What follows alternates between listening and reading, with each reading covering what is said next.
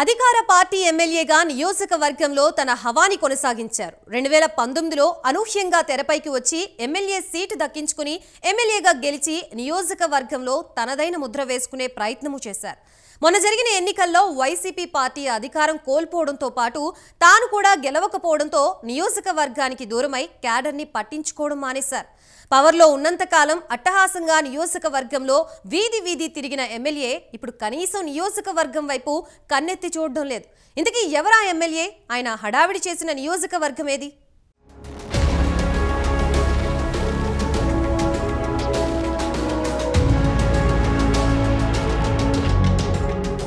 కడప జిల్లాలో జమ్మలమడుగు నియోజకవర్గానికి రాజకీయంగా ఓ ప్రత్యేక స్థానం ఉంది.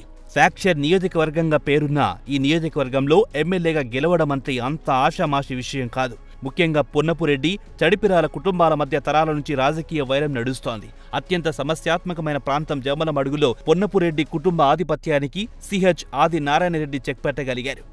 అప్పటికి 2 సార్లు గెలిచిన టీడీపీ అభ్యర్థి పొన్నపురెడ్డి రామసుబ్బారెడ్డిపై ఆది నారాయణరెడ్డి 2004 నుంచి హ్యాట్రిక్ విజయాలు నమోదు చేశారు. 2019 ఎన్నికల నాటికి జమ్మలమడుగు పొలిటికల్ ఈక్వేషన్లు మారిపోయాయి.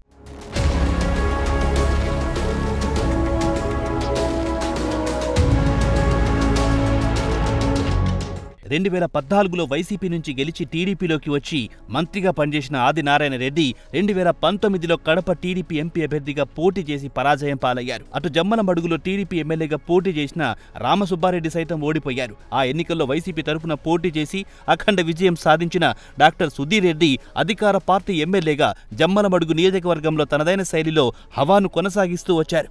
అప్పటి వరకు నియోజకవర్గంలో ఎవ్వరికి తెలియకపోయినా కేవలం వైఎస్ కుటుంబంతో ఉన్న సాన్నిహిత్యంతో ఎమ్మెల్యే సీట్ దక్కించుకొని ఎమ్మెల్యేగా గెలిచిన సుధీర్ రెడ్డి గెలిచిన తర్వాత నియోజకవర్గంలోనే ఉంటూ ప్రతిరోజు ప్రజలకు అందుబాటులోనే ఉంటూ వచ్చారు.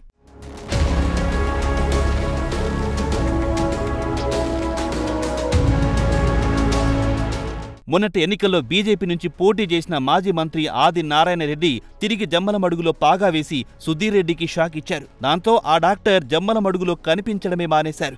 ఎన్నికల్లో ఓడిపోవడంతో నియోజకవర్గానికి క్యాడర్కు దూరంగా ఉంటూ వైసీపీ శ్రేణుల విమర్శలు మూటగట్టుకుంటున్నారు.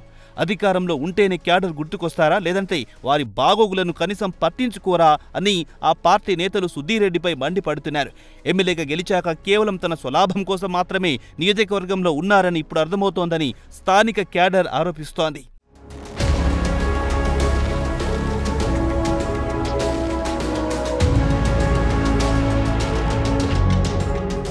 రెండు 2019లో సుధీర్ రెడ్డి చేతిలో పరాజయం పాలైన రామసుబ్బారెడ్డి తర్వాత వైసీపీలో చేరి ఎమ్మెల్సీ అయ్యారు. సీనియర్ అయిన రామసుబ్బారెడ్డి కూడా ఎమ్మెల్సీగా ఉన్నప్పటికీ కూటమి సర్కార్ ఏర్పడ్డాక సైలెంట్ అయిపోయారు.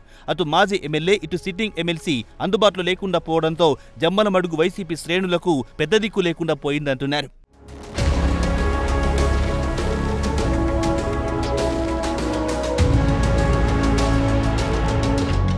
పొన్నపురెడ్డి శివారెడ్డి అలియాస్ బాంబుల శివారెడ్డి వారసుడిగా రాజకీయాల్లోకొచ్చిన రామసుబ్బారెడ్డి వైసీపీ నుంచి ఎమ్మెల్సీగా ఎన్నికైనప్పటి నుంచి సుధీర్ రెడ్డి, రామసుబ్బారెడ్డిల మధ్య కోల్డ్ వార్ మొదలయ్యింది. జగన్ వారిద్దరిని పిలిపించి సయోధ్య కుదర్చడానికి చేసిన ప్రయత్నాలు కూడా ఫలించలేదు. పైకి మామూలుగానే ఉన్నా అంతర్గతంగా వారి విభేదాలు కొనసాగిస్తూనే వచ్చారంట.